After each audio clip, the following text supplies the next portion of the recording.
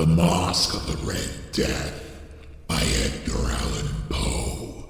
Read by Robert Cantor. The Red Death had long devastated the country. No pestilence had ever been so fatal or so hideous. Blood was its avatar and its seal, the madness and the horror of blood. There were sharp pains and sudden dizziness, and then profuse bleeding at the pores with dissolution. The scarlet stains upon the body, and especially upon the face of the victim, were the pest ban which shut him out from the aid and from the sympathy of his fellow men, and the whole seizure, progress, and termination of the disease were incidents of half an hour. But Prince Prospero was happy and dauntless and sagacious.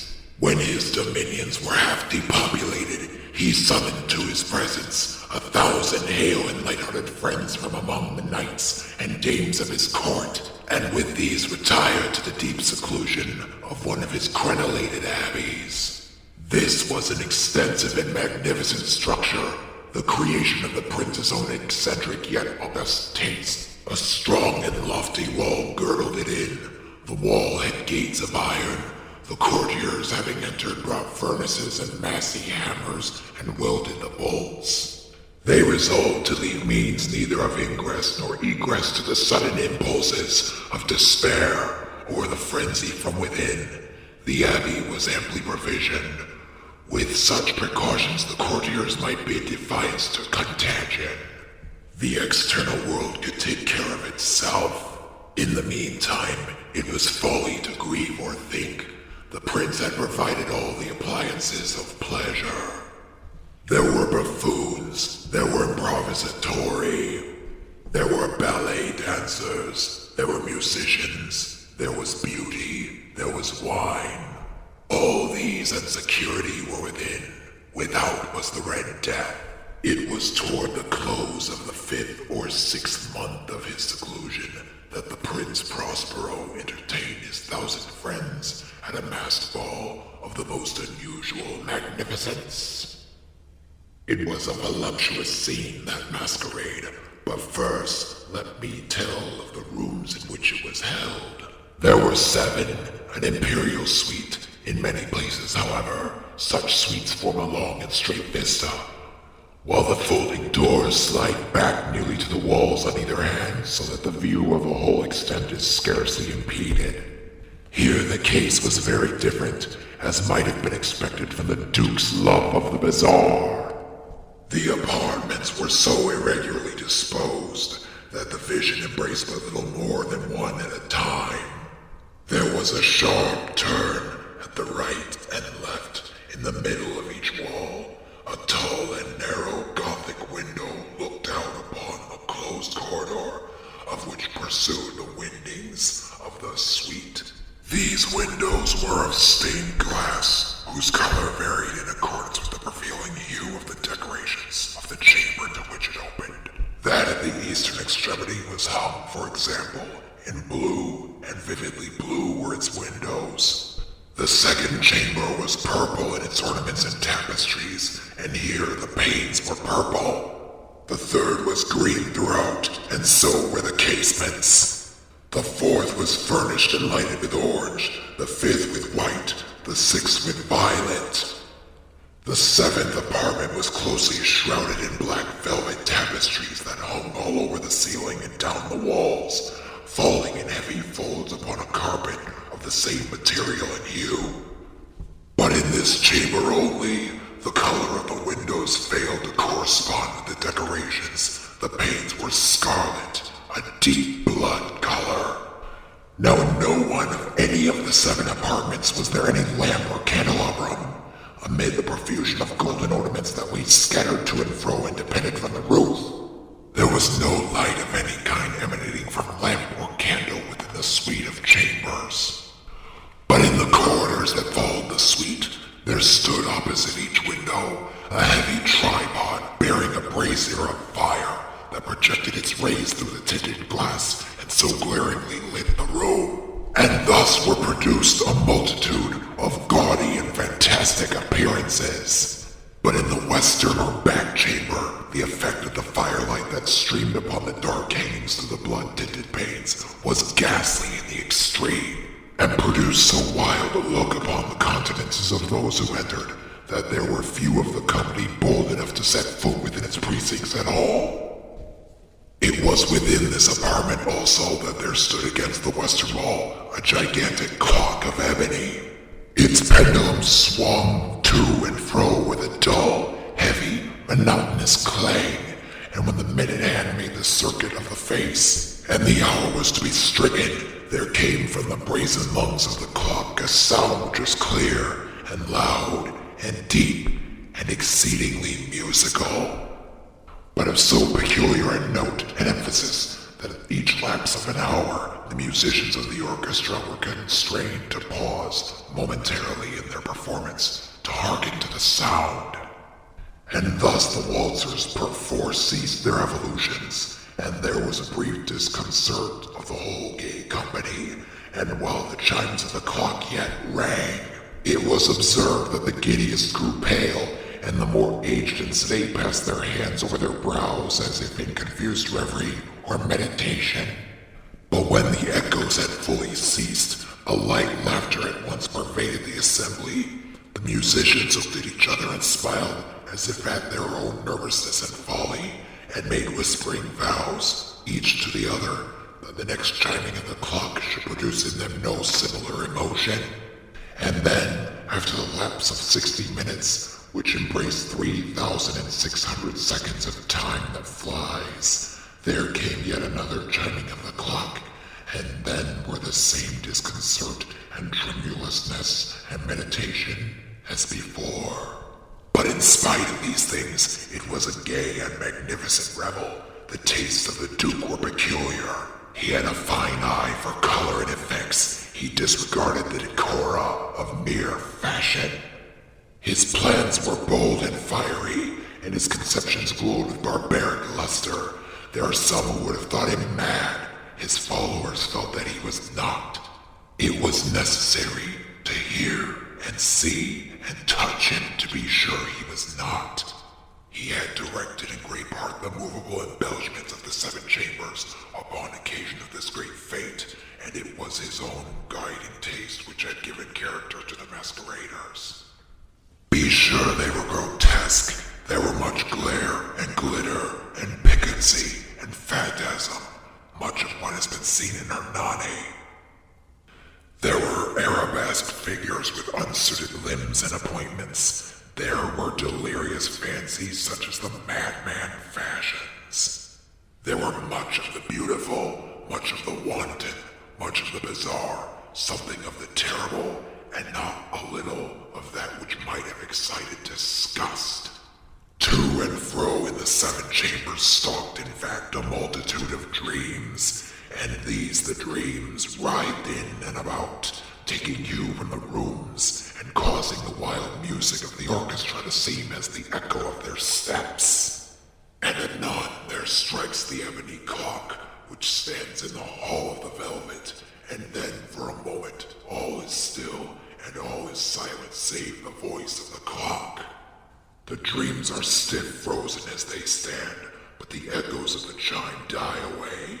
They have endured but an instant, and a light half-subdued laughter floats after them as they depart.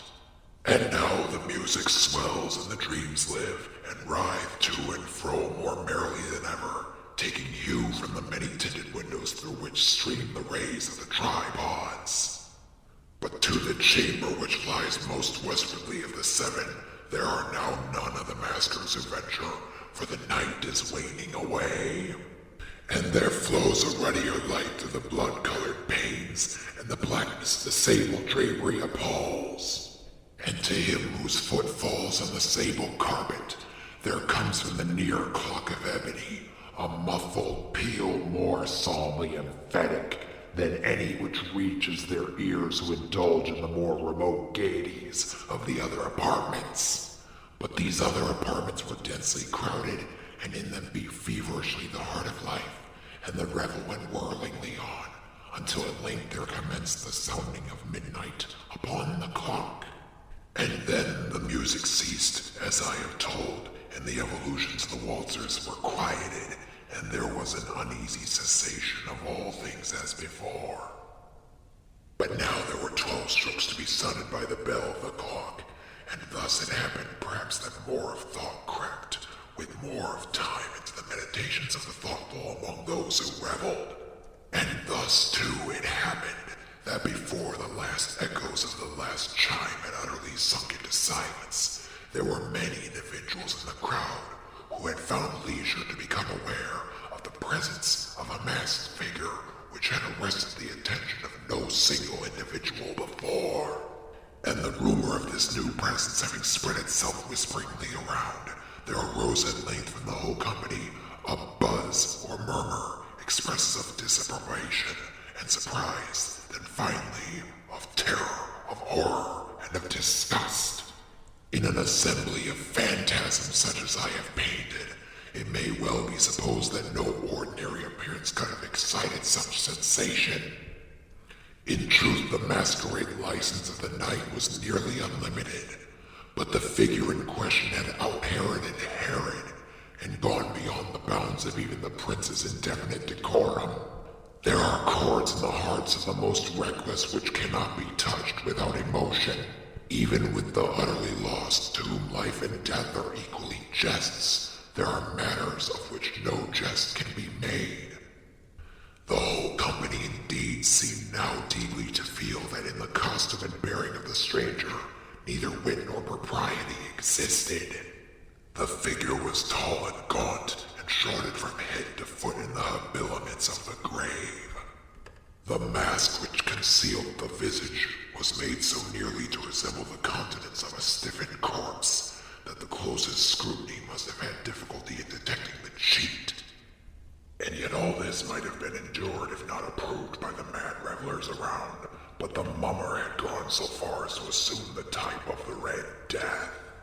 When the eyes of Prince Prospero fell upon this spectral image, which with a slow and solemn movement, as if more fully to sustain its role, stalked to and fro among the waltzers, he was seen to be convulsed in the first moment with a strong shudder either of terror or distaste, but in the next his brow reddened with rage. "Who dares?" he demanded hoarsely of the courtiers who stood near him. "Who dares insult us with this blasphemous mockery? Seize him and unmask him, that we may know whom we have to hang at sunrise from the battlements."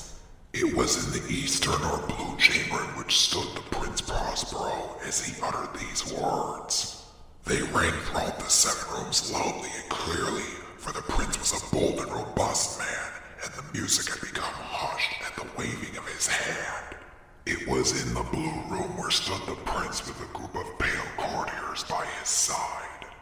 At first, as he spoke, there was a slight rushing movement of this group in the direction of the intruder, who at the moment was also near at hand, and now with deliberate and stately step made closer approach to the speaker. But from a certain nameless awe with which the mad assumptions of the mummer had inspired the whole party, there were found none who put forth hand to seize him, so that unimpeded he passed within a yard of the prince's person. And while the vast assembly, as if with one impulse, shrank from the center of the rooms to the walls, he made his way uninterruptedly, but with the same solemn and measured step which had distinguished him from the first. Through the blue chamber to the purple, through the purple to the green, through the green to the orange, through this again to the white, and even thence to the violet, ere a decided movement had been made to arrest him. It was then, however, that the Prince Prospero, maddening with rage and the shame of his own momentary cowardice, rushed hurriedly through the 6 chambers, while none followed him on account of a deadly terror that had seized upon all. He bore aloft a drawn dagger, and had approached in rapid impetuosity to within 3 or 4 feet of the retreating figure, when the latter, having attained the extremity of the velvet apartment, turned suddenly and confronted his pursuer. There was a sharp cry, and the dagger dropped gleaming upon the sable carpet, upon which instantly afterwards fell prostrate in death the Prince Prospero. Then summoning the wild courage of despair, a throng of the revelers at once threw themselves into the black apartment, and seizing the mummer whose tall figure stood erect and motionless within the shadow of the ebony clock, gasped in unutterable horror at finding the grave cerements and corpse-like mask which they had handled with so violent a rudeness, unattended by any tangible form. And now was acknowledged the presence of the Red Death. He had come like a thief in the night, and one by one dropped the revelers in the blood-bedewed halls of their revel, and died each in the despairing posture of his fall. And the life of the ebony clock went out with that of the last of the gay, and the flames of the tripods expired, and darkness and decay and the Red Death held illimitable dominion over all.